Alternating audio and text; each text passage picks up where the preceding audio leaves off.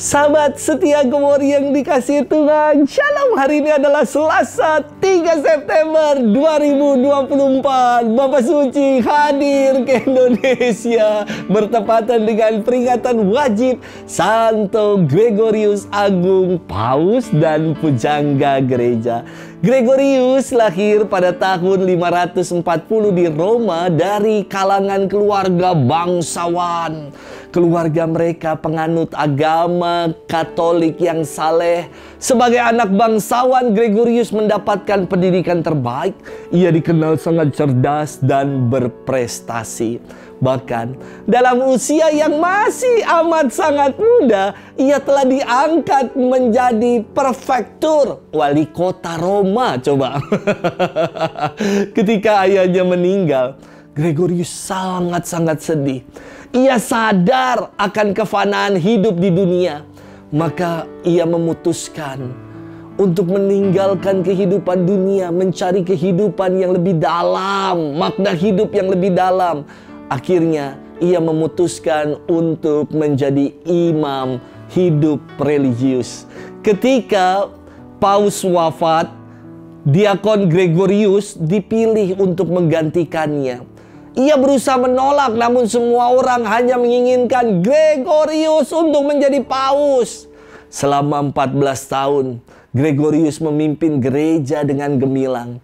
Walau kesehatannya tidak prima, namun Gregorius merupakan salah satu paus terbesar dalam sejarah gereja.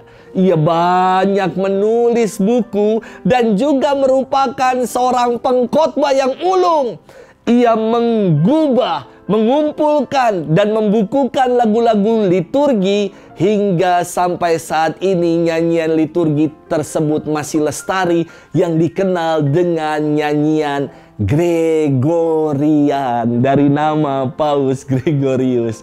Paus Gregorius ini punya tagline bahwa dirinya adalah hamba dari para hamba Allah, Servus Servorum Dei. Ia wafat pada tanggal 12 Maret tahun 604. Kita akan bersama-sama merenungkan firman Tuhan hari ini yang diambil dari Injil Lukas 4 ayat 31 sampai 37. Haleluya, haleluya, haleluya. Seorang nabi besar telah muncul di tengah kita, dan Allah mengunjungi umatnya. Haleluya, haleluya, haleluya. Tuhan bersamamu dan bersama rohmu. Inilah Injil suci menurut Lukas. Dimuliakanlah Tuhan. Sekali peristiwa, Yesus pergi ke Kapernaum, sebuah kota di Galilea. Di situ ia mengajar pada hari-hari Sabat. Orang-orang takjub mendengar pengajarannya, sebab perkataannya penuh kuasa. Di rumah ibadat itu ada seorang yang kerasukan setan. Ia berteriak dengan suara keras, "Hai engkau, Yesus orang Nazaret, apa urusanmu dengan kami? Engkau datang hendak membinasakan kami. Aku tahu siapa engkau. Engkaulah yang kudus dari Allah." Tetapi Yesus menghardik dia, katanya, "Diam, keluarlah daripadanya." Maka setan mengempaskan orang itu ke tengah-tengah orang-orang banyak, lalu keluar daripadanya dan sama sekali tidak menyakitinya. Semua orang takjub dan berkata satu sama lain, "Alangkah hebatnya perkataan ini. Dengan penuh wibawa dan kuasa ia memberi perintah kepada roh-roh jahat, dan mereka pun keluar." Maka tersiarlah berita tentang Yesus ke mana-mana di daerah itu. Demikianlah sabda Tuhan. Terpujilah Kristus. Sahabat setia Gemor yang dikasihi Tuhan, Shalom.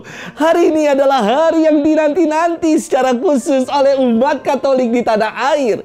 Karena hari ini untuk pertama kalinya Paus Fransiskus berkunjung ke Indonesia. Usia Bapak Suci kita sudah memasuki usia 87 tahun. Bulan Desember nanti 88. Seorang Bapak Suci yang usianya sudah lanjut itu mau membelah-belahkan benua hingga sampai dari Eropa menuju ke Asia, khususnya ke Indonesia, merupakan sebuah anugerah yang sangat istimewa yang boleh kita alami. Sahabat setia Gowor yang dikasihi Tuhan, firman Tuhan hari ini berangkat dari kisah Yesus yang di kampung halamannya ditolak, dicibir, bahkan hendak dibunuh. Kini di kampung yang bernama Kapernaum beda sekali loh ya. Kemarin dalam kisah dia ditolak, dicibir, mau dijorokin dari tebing yang tinggi. Hari ini di Kapernaum Yesus diterima dan orang banyak sungguh takjub dengan pengajaran Yesus yang disertai dengan kuasa. Begitu kontras sekali ya antara bacaan kemarin orang-orang sekampung Yesus yang mestinya kan orang-orang sekampungnya yang lebih kenal dengan Yesus. Sementara justru di luar kampungnya di Kapernaum malah orang-orang menerima Yesus, merasa takjub dengan pengajaran Yesus dan mereka menyambutnya dengan penuh antusias. Jelas, yang membuat orang takjub dengan pengajaran Yesus ini tadi dikatakan karena pengajaran Yesus disertai dengan kuasa. Pengajaran Yesus disertai dengan perbuatan nyata. Yesus bukan hanya mengajar dan bicara, namun melakukan apa yang ia ajarkan itu. Inilah yang menjadikan Yesus apa yang diajarkan olehnya dikatakan penuh dengan kuasa dan kewibawaan. Kata kuasa berarti penuh daya, punya kekuatan dan berotoritas. Perkataan yang penuh dengan daya dan kuasa itu nampak sekali ketika Yesus menghardik roh jahat dengan berkata, "Diam dan keluarlah daripadanya." Roh jahat itu pun takluk dan segera keluar dari orang yang dirasuki tanpa menyakitinya. Karena apa? Karena kata-kata Yesus, sabda-sabdanya penuh dengan kuasa dan otoritas. Sahabat setia Gowor yang dikasihi Tuhan, dalam Yesus ada kuasa untuk menghalau segala tipu daya iblis dan kuasa-kuasa kegelapan. Jadi jangan takut akan kuasa-kuasa gelap ketika kita mau menjadi anak-anak terang. Dalam nama Yesus selalu ada kemenangan.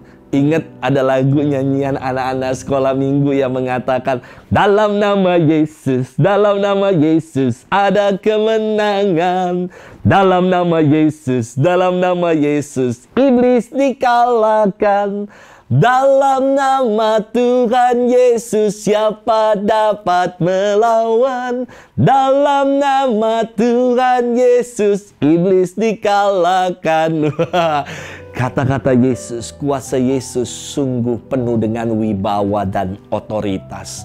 Kalau kita meyakini itu, setiap firman-Nya selalu adalah ya dan amin dalam kehidupan kita.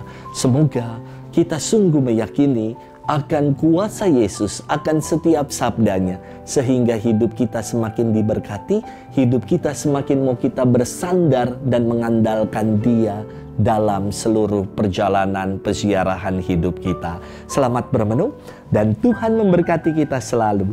Dalam nama Bapa dan Putra dan Roh Kudus. Amin.